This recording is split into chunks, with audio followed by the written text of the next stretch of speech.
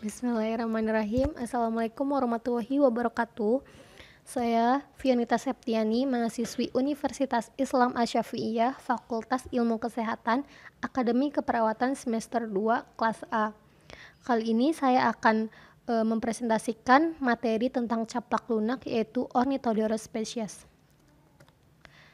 Yang saya akan bahas kali ini yaitu yang pertama, hospes definitif dan perantara, nama penyakit, cara infeksi, morfologi spesies, siklus hidup, epidemiologi, patologi, gejala klinis, diagnosis laboratorium, dan studi kasus. Langsung saja ke materi yang pertama. Yang pertama ada hospes definitif dan hospes perantara. Caplak bersifat non-spesifik atau dengan kata lain host range atau jangkauan hospes yang sangat luas. Jadi bisa diartikan caplak betina akan bertelur di tempat yang tersembunyi dan di mana saja. Lalu telur-telur itu akan menetas menjadi larva berkaki 6 dalam jumlah yang lebih sedikit. Larva caplak ini akan merayap ke atas vegetasi dan pada saat ada hewan yang melintas, dia akan menempel pada hewan tersebut, misalnya anjing.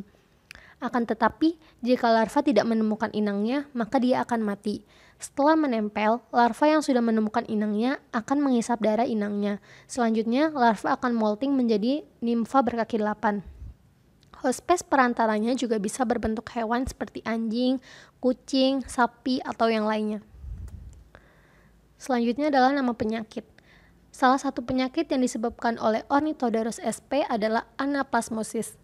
Anaplasmosis adalah penyakit hewan menular yang bersifat non-kontagius yang disebabkan oleh protozoa darah intraseluler dan ditularkan oleh perantara vektor. Penyakit ini bisa bersifat akut, biasanya penyakit ini lebih sering menyerang pada sapi dan kerbau dibanding hewan lainnya. Penyakit ini ditemukan oleh Smith dan Kilbom pada tahun 1893 di Amerika Serikat. Setelah itu tersebar luas di daerah tropik dan subtropik, termasuk di Amerika Serikat dan Selatan, Afrika, Eropa Selatan, Asia, dan Australia. Kerugian ekonomi yang ditimbulkan penyakit ini meliputi kematian, penurunan berat badan, penurunan produksi susu, infertilitas, dan peningkatan biaya pengobatan. Anaplasma yang biasanya menginfeksi sapi adalah Anaplasma marginal. Anaplasma marginal terdapat di dalam sel darah merah, berbentuk bulat dan padat berwarna merah cerah dan merah tua.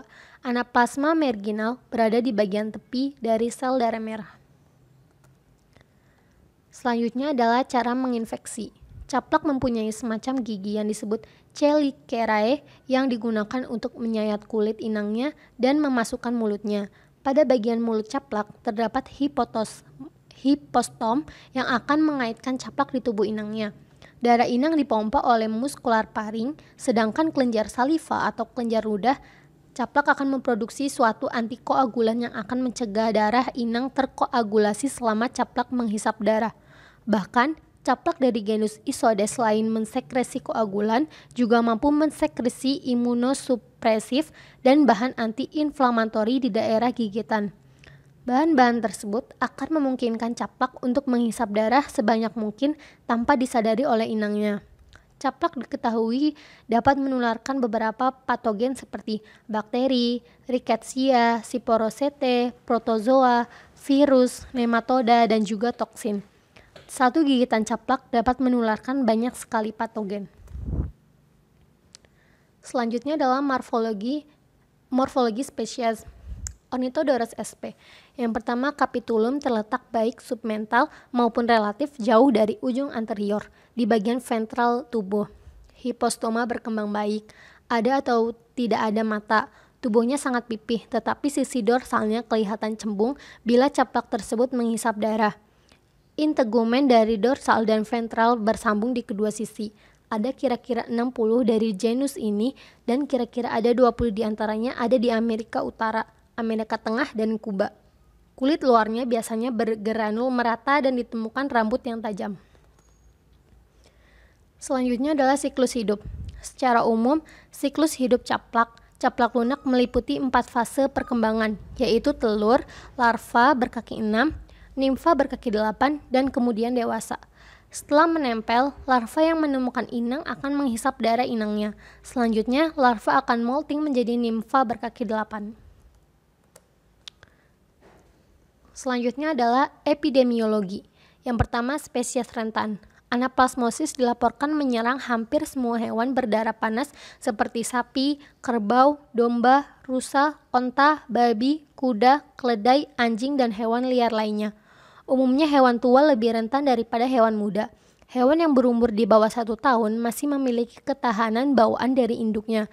Adapun hewan berumur 1-3 tahun biasanya menderita anaplasmosis dalam fase akut, sedangkan hewan yang berusia di atas 3 tahun biasanya perakut. Anaplasmosis diderita oleh hewan yang terinfeksi dalam waktu yang lama dan berpotensi menjadi pembawa atau karir. Selain umur, bangsa serta asal hewan berpengaruh terhadap kerentanan penyakit ini. Sapi Eropa atau Bos taurus lebih rentan daripada sapi zebu atau Bos indicus. Kasus anaplasmosis pada manusia pernah juga dilaporkan akibat gigitan vektor dan menyebabkan granulostik anaplasmosis. Selanjutnya adalah cara penularan. Spesies caplak seperti Bopilus sp, Dermacentor sp, Ripicephalus sp, Ixodes sp, Hyalomma sp, Ornithodorus sp adalah vektor biologis anaplasmosis. Namun tidak semua spesies ini ditemukan di suatu wilayah. Vektor ini dapat berpindah secara transstadial atau antarstadium dan transovarial atau ke telur. Bopilus sp dilaporkan sebagai vektor utama di Australia dan Afrika, sedangkan Dermacentor sp adalah vektor utama di Amerika Serikat. Di samping itu, golongan diptera seperti lalat penghisap darah seperti Tabanus sp dan Stomosis sp dan nyamuk seperti Aedes sp dan Psaphora sp dapat bertindak sebagai vektor mekanis.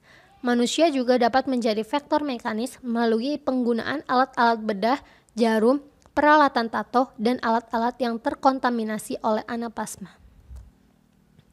Selanjutnya, distribusi penyakit.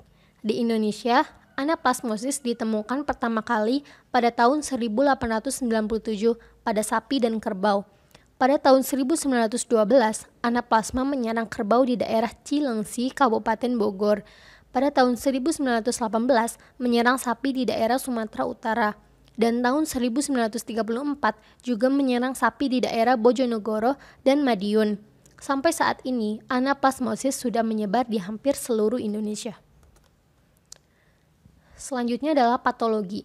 Perubahan yang sangat menonjol adalah pada gambaran darah yang ditandai dengan anemia dan ikterus. Bangkainya terlihat anemik, kahetik, dan iketrik. Kelenjar limfenya membesar, terlihat adanya edema. Jantung mengalami pembesaran dan terdapat titik-titik perdarahan atau petechiae. Anemik juga terlihat pada paru-paru yang disertai emfisema, pembesaran hati dan warnanya merah kekuningan, pembesaran empedu serta lunak. Limpanya juga mengalami pembesaran dan lunak. Umumnya terdapat gastroenteritis, kataralis, dan terjadi pembendungan pada ginjal. Selanjutnya adalah gejala klinis. Periode kejadian penyakit dibagi 4 tahap meliputi tahap inkubasi, perkembangan, penyembuhan, dan karir. Masa inkubasi anaplasmosis adalah 6-38 hari dan tahap perkembangan dapat terjadi 15-45 hari. Penyakit ini bisa bersifat akut, subakut, perakut, kronis, bergantung pada umur dan status imunitasnya. Yang pertama, perakut. Hewan yang menderita anaplasmosis perakut akan mati setelah beberapa jam menunjukkan gejala umum. Hewan mengalami penurunan kondisi dengan cepat, kehilangan nafsu makan, kehilangan koordinasi, dan sesak napas. Temperatur hewan biasanya lebih dari 4 derajat Celcius dan mukosa cepat menjadi kuning. Selanjutnya adalah akut. Umumnya hewan menderita anaplasmosis akut menunjukkan gejala klinis umum antara lain kenaikan suhu 39,5 sampai 42,4 derajat Celcius, ikterus, penurunan berat badan, dehidrasi, konstipasi, dan gangguan pernapasan. Selanjutnya subakut dan kronis. Pada penyakit subakut dan kronis terjadi kenaikan suhu selama beberapa hari 4-10 hari, disusul dengan demam intermiten, bahkan suhu tubuhnya mencapai 40 derajat Celcius. Di samping itu terjadi anemia hebat, kondisi badan menurun, kadang-kadang nafsu makannya masih ada. Pada hewan yang sedang hamil dapat terjadi keguguran. Pada hewan penderita yang tidak menunjukkan gejala klinis, anaplasma dapat bertahan dalam tubuh sampai 2 tahun, walaupun dalam darah perifer sulit ditemukan. Jika hewan mengalami stres, maka hewan tersebut dapat berperan sebagai pembawa penyakit. Selanjutnya diagnosa. Yang pertama pemeriksaan mikroskopis, pemeriksaan biologis, pemeriksaan serologis, dan diagnosa banding. Pemeriksaan mikroskopis, pemeriksaan darah secara natif, preparat, ukas, darah tipis dan tebal. Pemeriksaan biologis, darah hewan dinokulasikan ke dalam hewan coba yang telah diambil limpanya atau splenektomi dan sebaiknya berasal dari daerah endemik anaplasmosis. Pemeriksaan serologis. Pemeriksaan serologis meliputi uji fiksasi komplement atau CFC, uji hemaglutinasi tabung kapiler atau capillary tube, hemaglutination test atau UHTK, dan teknik antibody fluorescent atau FAT. Diagnosa banding. Anaplasmosis perakut atau akut mirip dengan penyakit antraks, pneumonia, keracunan, gangguan pencernaan akut, sampar sapi, dan pasteurellosis. Apabila anemianya menonjol, maka penyakit ini harus dibedakan dari leptospirosis dan hemoglobinuria basiler akut. Adanya demam, anemia, dan ikterus menyebabkan penyakit ini sulit dibedakan dengan babesiosis dan trypanososis. Selanjutnya adalah pengobatan. Zat-zat warna. Trypan Blue 1%, dosis 100-200 ml per hewan, IV per SK. Acrivalin 5%, dosis 20 per hewan, IV per m. Eufalvin 5%, dosis 4-8 ml per 100 kg BBIV. Sediaan Quinoli, Akrapin 5%, Babesan, Ludobal, Pirevan, Zotenolone, dosis 2,2 ml per kg BBIV SK, dan yang lainnya. Pencegahan. Pencegahan dapat dilakukan dengan mengadakan imunisasi buatan. Vaksin anaplasmosis terdiri dari vaksin hidup atau mati dan diketahui 3 jenis vaksin, yaitu vaksin A marginal hidup atau virulen digunakan pada sapi umur kurang dari 1 tahun pada saat insekta atau arasinida paling sedikit investasinya. Keburukan vaksin ini dapat memperbanyak jumlah pembawa penyakit dan ada kemungkinan bahwa hewan yang divaksin menjadi sakit serta berpotensi menyebarkan anaplasmosis.